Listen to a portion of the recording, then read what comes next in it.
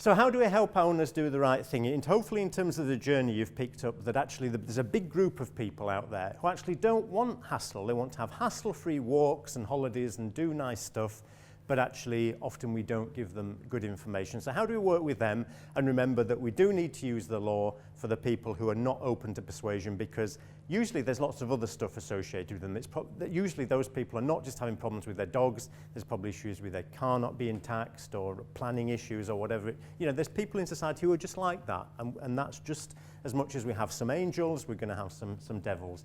But the majority of people we can work with. And as we go through this, there will be stuff that you think, I could apply that to my situation. And if there is, we'll note those up. So feel free to shout out, like, if you have a eureka moment, that you can note those down. Because I say traditionally, this is what local government is good at, saying no. We're very good at saying no. Be it, you know, dogs not on the lead will be shot, which again is unlawful, or no dog walking allowed. There's some great ones. These lands are poisoned for the protection of animals. Will have made sense to whoever made that sign, but if you think you've got problems in Glamorgan, think of this poor council which is plagued by chain-smoking alcoholic dogs on skateboards. You know, you're probably doing okay. But we are good at saying, so for example, I can ask you now, what might be more helpful to actually reduce conflict and promote the good things about dog instead of a sign that just says no dogs on the recreation ground? Say where you can. Earth-shattering. Now we can send rockets to the moon and everything. But no, but actually that is. We want people to walk their dogs, so tell them where they can. But this is traditionally what we see, isn't it? We're very good at saying no. Don't do that. But actually where we can. If you imagine you went down Cardiff and you actually said, these are all the places you can't park. But we don't do that, do we? What we actually say, here's the places where you can park. We help it easy for people to do the right thing. But with dogs, it's just so scary to say anything positive, we tend to just say no. But actually we know that people are still going to walk their dogs, so actually help them make good decisions. And this is bringing back a bit of a psychology that actually, to actually get people to do stuff, there's stuff about how they feel about it, like, does my dog like to be on lead or not off lead? There's stuff about peer pressure, so what are other people doing? That has an influence as well. But one of the key things is how easy is it to do the right thing? You could be set up to say, actually, I want to take my dog for a walk and not chase sheep. Good. And I would say that was probably most people out there. And actually, I don't see many other people's dogs chasing sheep. So that's good. So you've got a bit of peer pressure as well. But where can I go? But the same thing is like, okay, as we'd said, I'd much rather go on holiday with my dog than my partner, which is kind of what we got from the start, which is good. And actually, I know lots of other people who like going on holiday with their dog, which is good. But it all falls apart if they don't know the places where they can go that are dog friendly. So you can see that it's quite complex, and this is the bit where we've got the actually doing it. Is actually you can set people up to want to do something and think other people will think they're great about going on holiday with their dog too. But actually, how easy is it to do the right thing? That's one of the missing links. But actually, helping people do the right thing can be so good for business, because it's like, oh, I went away in this, and I was there, and actually, they helped me know I could have a hassle-free walk every day, because there was a leaflet telling me where I could do that, or actually, you know, that there was something good where I knew if I was going for a meal, how I could leave my dog safely. So making it easy to do the right thing, which again, it sounds facile and maybe a bit sarcastic, but as we say, we've traditionally been with dogs very good at saying no, but actually we want to say yes so that we promote the good stuff and minimize the bad stuff. Because often, sometimes when we're trying to communicate with people, we say, and we see this particularly with signage in the countryside, like we said, the recreation ground, we actually say what we want. So it's like, would you buy this sofa? Because this sofa company wants to sell their sofa. So they're being really honest. Isn't that refreshing? Our sales are slow. Please buy this sofa now to boost our profits. Thank you. Do you want to buy that sofa? But they're being really honest.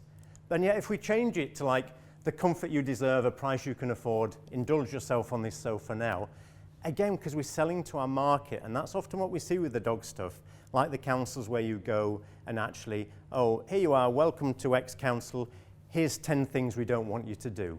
Well, that's all very well, but actually if we were saying, here's a load of great stuff you can do, because that's helping you avoid conflict. So it's actually getting both. So it's, we know what we want, but how do we adjust our message to actually sell that experience to our customers?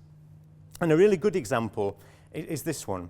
So we had this situation where this council was putting up signs, clean up after your dog, deal with the dog poo here, don't tread on it, all this sort of stuff.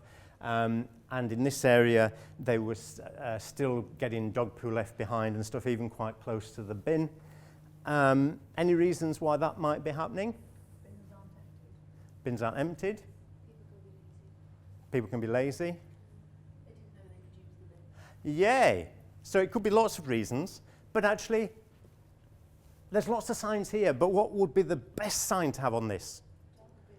It's okay to put your dog poo in here because we know, and again, I can do a whole day on, I do after dinner talks on dog poo, which is, but actually there's a whole load of science about dog poo. You'll be amazed to know. You know, there's all this stuff about, that's why it's great to do the tourism stuff, because you want me to talk about that. Yes, we'll do the poo, but some people just want me to talk about poo.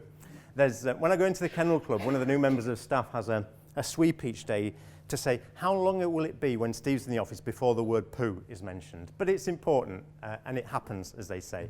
But this was some work that Sheffield Hallam were commissioned to do, Hallam University, and they asked dog owners, is it okay to put bagged dog poo in normal litter bins?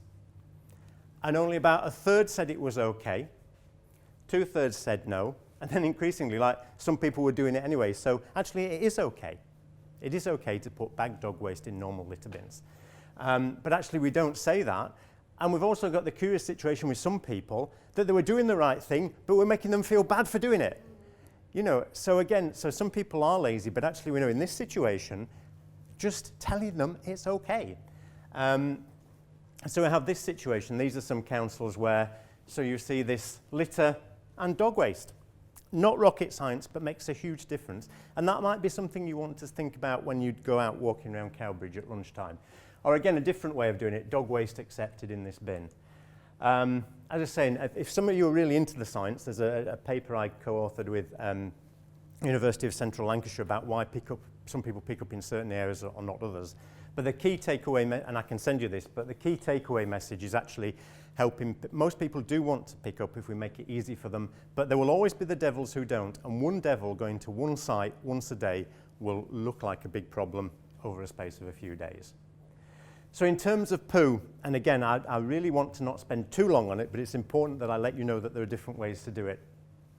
That councils and site managers need to be really clear. So this is about green space, but if it's at your premises, and you're asking people to pick up, often we might say, oh, be responsible or clean up after your dogs, but be specific where it goes. You know, we heard that at the start about being very clear, because if you can't communicate it and all your staff aren't really clear about it, how can you expect your visitors to know? And because it's a bit poo sometimes, we like to use euphemisms, don't we? But actually, we want that poo to go in the right bin. So even if you look at some of the guidelines for dog-friendly stuff elsewhere, they'll say, you know, help dog owners how to deal with their dog poos responsibly. That's lovely, and that might be nice for a nice, polite conversation, but tell them which bin, because they want to do the right thing, but it isn't always clear.